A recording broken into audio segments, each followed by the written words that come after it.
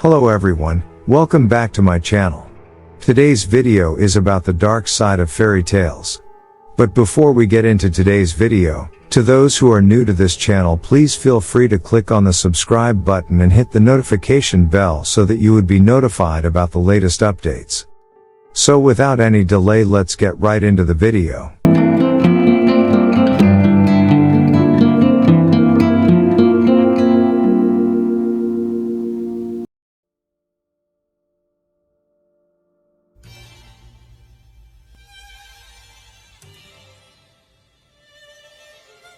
The 1950 Disney film Cinderella depicts a beautiful young woman who's been virtually enslaved by her evil stepmother but gets a chance at happiness when her fairy godmother intervenes. The godmother transforms Cinderella's ragged attire into an elegant gown so that she can attend a royal ball and meet Prince Charming. Her magical reprieve only lasts until midnight, however, and she flees, leaving behind one of her glass slippers. The prince finds it and goes looking for the mystery woman who's enthralled him. Cinderella's two evil stepsisters try on the slipper, but their feet are too big.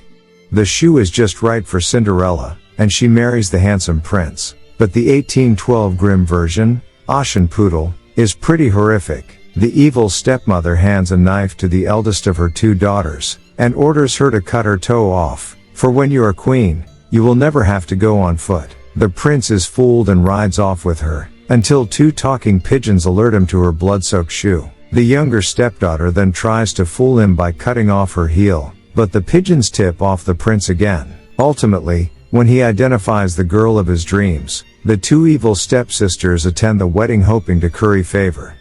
But the pigeons blind them by plucking out their eyes.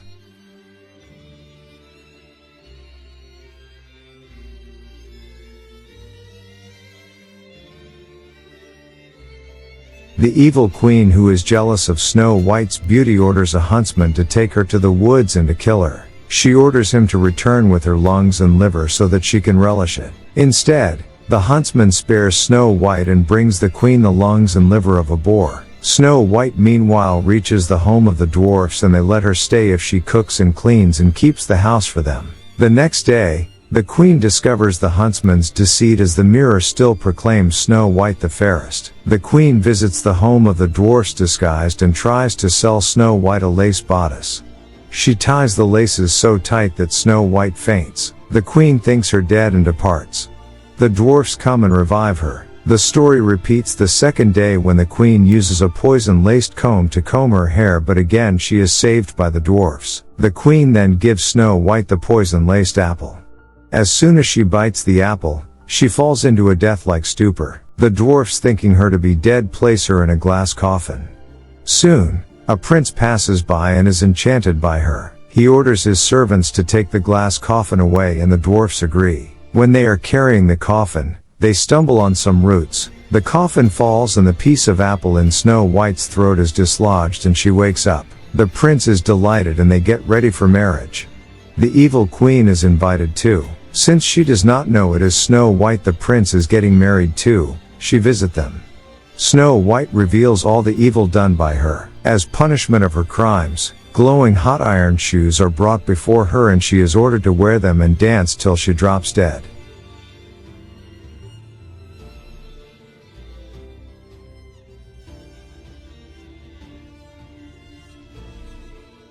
In Disney's 2010 movie Tangled, a young girl's hair possesses miraculous anti-aging properties, which leads her to be kidnapped and imprisoned by a witch who uses the hair to maintain her own looks. Eventually, she grows into a beautiful woman and is rescued by a daring, courageous prince, who climbs the tower by using her tresses, and then ultimately cuts Rapunzel's hair to kill the witch. Rapunzel and the prince live happily ever after. In the original Brothers Grimm story, though, the prince's job is a little more difficult. When Rapunzel is stuck in the tower, the prince visits her at night and gives her a small silk handkerchief each night, which she can sew into a long rope ladder. They also have physical relations and Rapunzel is pregnant. The wicked witch discovers her secret when she accidentally asks the witch why her dress suddenly feels tight around the middle. In anger, she cuts off Rapunzel's hair and casts her off into the wilderness. Meanwhile, when the prince comes to visit her that night, the witch hauls him up using the severed hair. He is shocked to see the witch and jumps out of the window.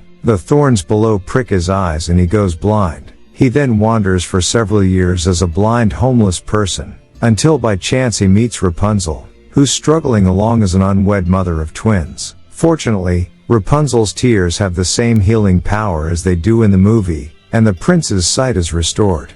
The two return to his kingdom to marry.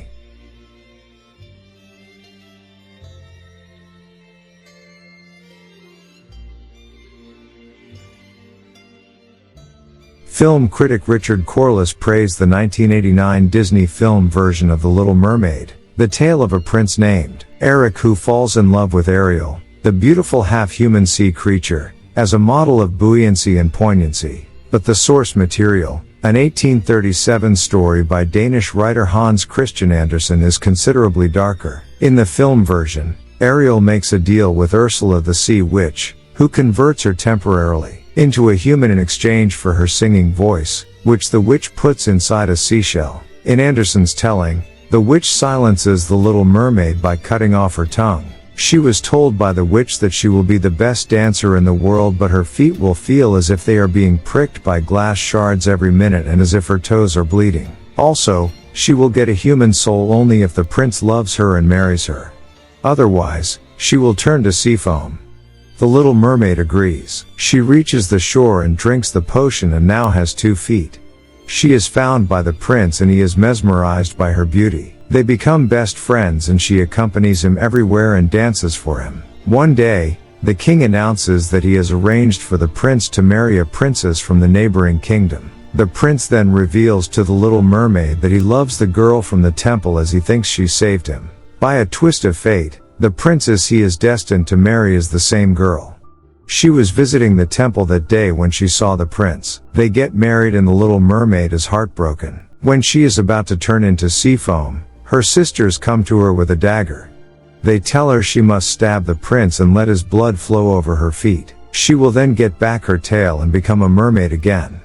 She goes to kill the prince but cannot as she truly loves him. Instead, she falls into the sea and dissolves not into sea form but becomes one with the atmosphere as a reward for her true love. If she serves humanity for another 300 years, she will rise to the higher realms.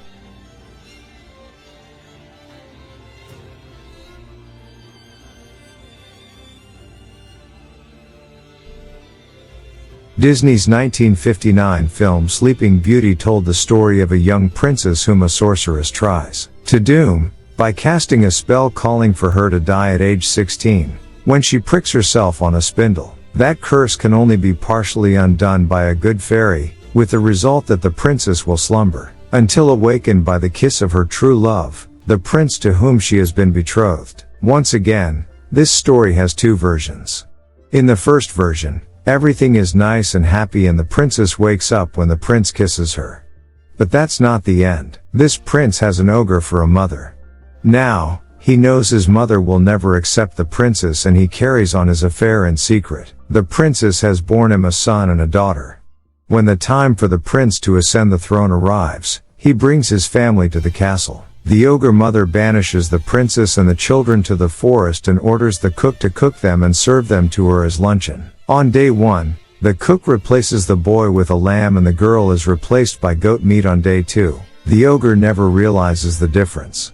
On day 3, the princess who is heartbroken over her children's death offers to slit her throat. But the cook reunites her with her children and serves the ogre red deer or hind cooked in sauce Robert. The ogre soon finds out she's been tricked and prepares a tub filled with vipers and foul creatures. However, before she can punish the cook, the princess and the children also the prince arrives and the ogre throws herself in the tub and is consumed. If that wasn't gory enough, in version 2, it is not a prince but an already married king that visits the sleeping princess. He finds her alive and unconscious and well. Even in that state she somehow arouses him. He her and leaves.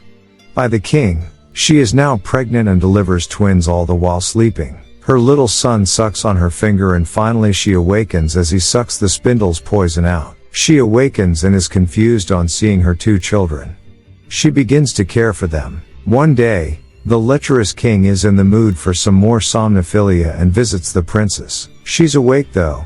She forgives the king and accepts him. He stays for a few days and then goes back to his kingdom. His wife, however, suspects something amiss and realizes the king has been happily sleeping around. Infuriated, she asks Sleeping Beauty's children to be brought to the castle and be cooked. However, the cook saves the day and hides the kids.